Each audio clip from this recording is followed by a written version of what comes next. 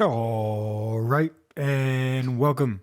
Hello, and welcome to another One Take where we take something off the screen, off the page, or out of my head and we talk about it. And today, for the first time, I think, we're going off the page. We're going to be talking about a book. Well, I mean, in full disclosure, I listened to the book, but still, a phenomenal book, and we're going to get into it.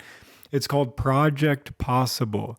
Recently, actually, well, last week I talked about the documentaries here, the documentary 14 Peaks. Absolutely phenomenal. Highly recommend it. Quick recap, overcap, however you want to call it.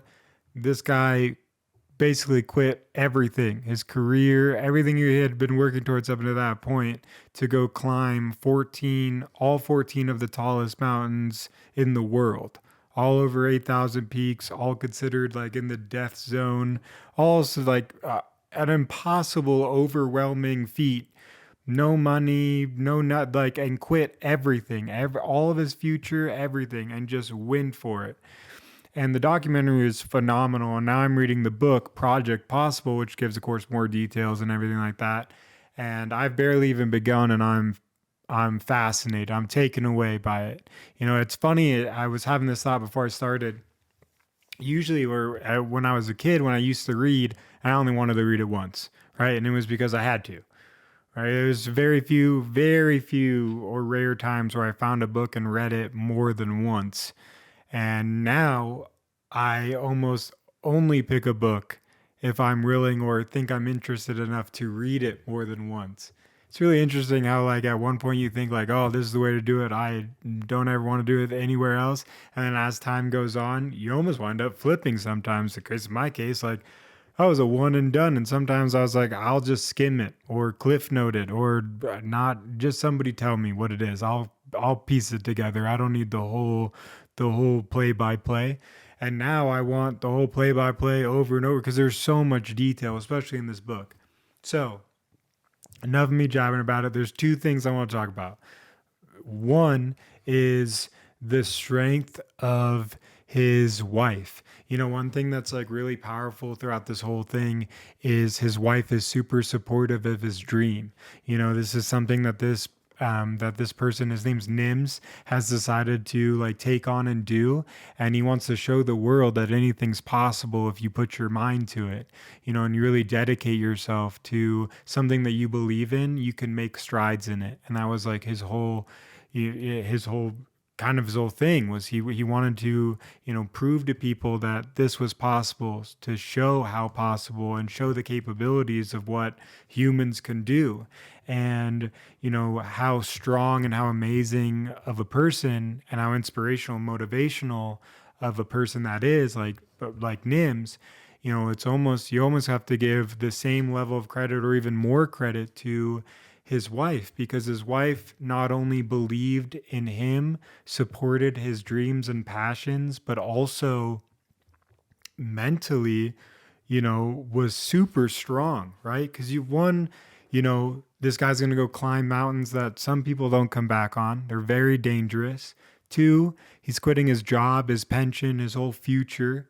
Three, I mean, they wound up like remortgaging the house. I mean, everything, every ounce. He would wake up at 4 a.m. and not come home until 10 p.m. Every waking moment was he was dedicated to this thing, and she was there by his side, supporting him in whatever they needed to do, and had faith in him. Didn't really care about what would happen, even if they had to start all over from scratch. She believed in what he was doing, and not only that, you know, she wanted to be a part of that journey. You know, I often like when, you know, relationships and things like that, I find it really interesting the ones that, you know, they choose to be there for, you know, to be a part of that person's life, you know, and whatever that person, you know, wants to do. And of course, they're a team and things like that. But when somebody has such a passion and such a dream, for somebody to support that, and I don't want to say take a back ride, because of course like the success and the dream and the passion becomes kind of enveloped in the both of them, but for her strength to be able to not only support his decision to do that, but also have the mental strength when he goes out and does all these things. It was just so incredible to me. And it's seeing it is just so crazy. And not to compare or anything like that, but I often think of the situation I find myself in, and this is no way a comparison. It's actually a comparison between Nims's wife and my own girlfriend, that mental strength. Because when we moved from California, our plans were to leave our jobs and just kind of go for it. We had certain things lined up, and we'd prepared the best we planned, but we wanted to go out and test ourselves and see what we were made of and try and follow some of those dreams we had, and some of those passions of ours. And when we moved out here, the whole goal was, I was planning on getting another job and another career to help support us, and also give her a chance to explore her ideas and the things that she wanted to do. And it was so crazy, because of course, like, I had started doing this about 2 years ago, the whole YouTube thing. And we had moved out here for a few months, and we're driving home from the airport one day, and she looked at me and she goes, "What if you didn't look for a job? What if you just made this your job and you dedicate, like, you're so passionate about it, you like doing this, like, what if you just committed to this, fully, and I supported you, and everything like that." And it's one of those, to me, just speaking for myself, it's one of those things where I never thought in a million years I'd ever hear. I tried to work as hard as I can, or whatever, and I've never, like, expected or wanted anything. I just have kept working, and this opportunity came about, and it's something I've really enjoyed doing. And for somebody to turn around and ask or allow, or whatever the case, for me to do this full time and commit myself to this and not have to worry about working a 9 to 5, or having to do that, I just thought, like, what incredible, what incredible strength to do that. Because you're in charge of everything. You got to go to work and supply this and that, and I'm over here just, like, cracking jokes. And so I just, it was just something.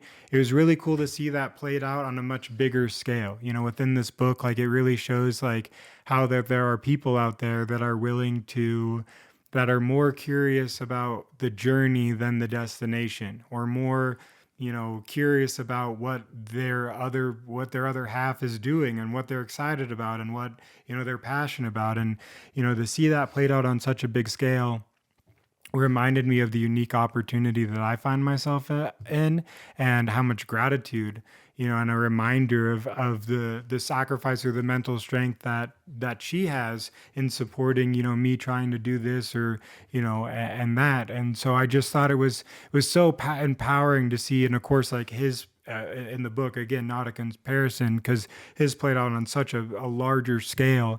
I just really liked that aspect. And he pointed to it a lot, of her mental strength to support him, because he dedicated every waking moment. It's so phenomenal, the dedication to his dreams that he had. It's one thing to have passions and dreams and even try to chase those dreams, but it's another thing. It's a whole nother level. Of course, for him, he went and climbed, like, mountains and everything like that. But I'm just saying, just in the decision of the dedication of time.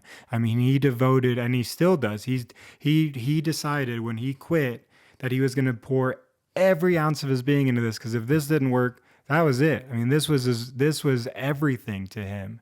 And as a reminder of, to try and find those things and hold on to those things and work towards those things, but also to be honest with yourself, to the people that you're with and you're supporting or living with or whatever, to have those conversations, because you never know when you're going to be blindsided and they're actually going to say yes. For him, it's got to be way crazier. Hey, babe, I'm going to go climb the 14 peaks, tallest peaks in the world, and most people don't come back. Like, the odds are, like, it's very dangerous, right? And of course, like, his background and everything, of course, he was very suited for it.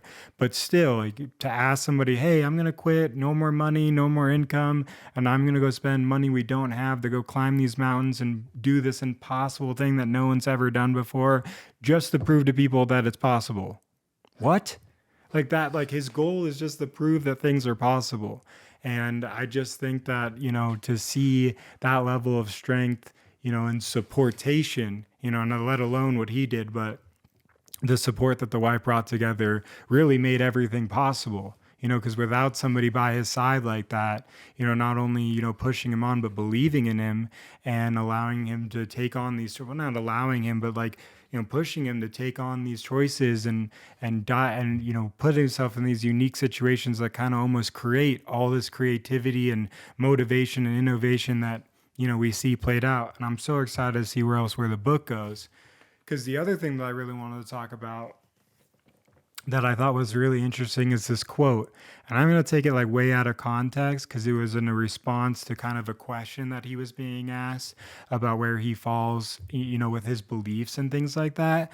But what he said was, what his response was super interesting. What he said basically, I'm open and I'm human.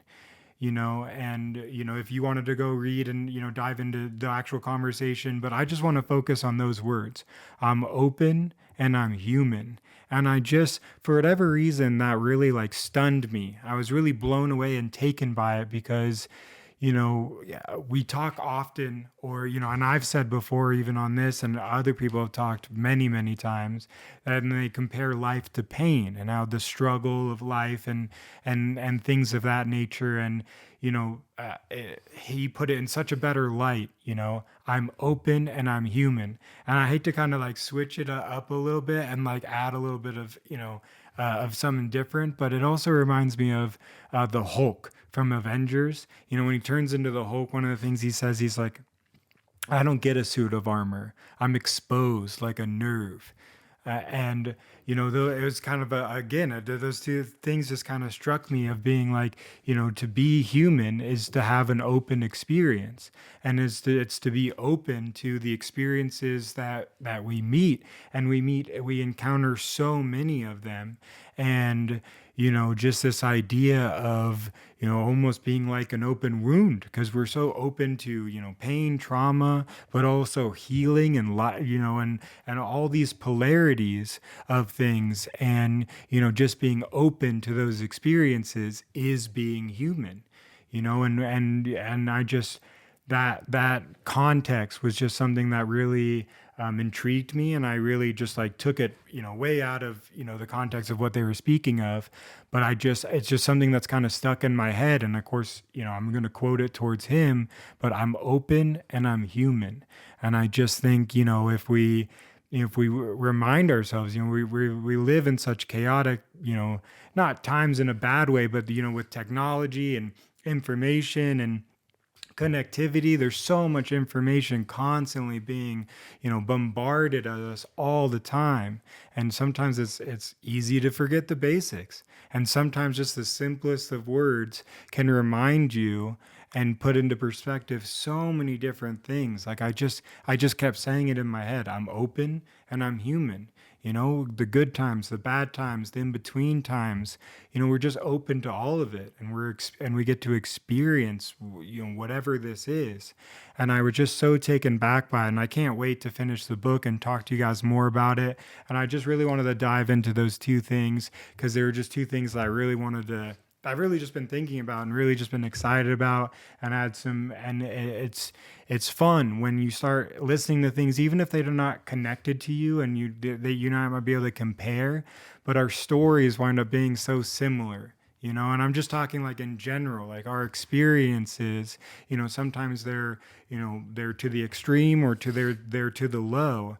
And even though they're at such opposite ends, sometimes when we listen to them, we can pick out just this is certain things that remind us of our own experiences and help us, put into perspective or understand that we're not, in this journey alone. And we're not experiencing these things alone, no matter on what scale that they're being experienced.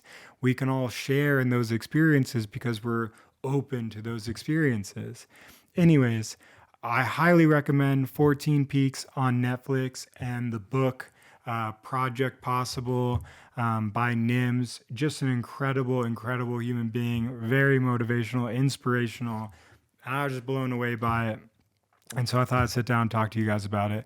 And with that, I'm gonna get out of here because this whole time I've been wearing this hat, and I like this hat, but it's a goofy hat, and so you know I gotta go hide it before my girlfriend sees it because she doesn't like this hat, and I could see why.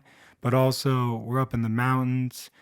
Somehow we're still getting snow in March, so I'm digging it. I haven't had a chance to wear it the whole winter time for some reason, so I'm gonna throw it on now. So bippity boppity bacon, enjoy, have a good one. This has been another one take. We'll catch you guys on the next one. Until next time.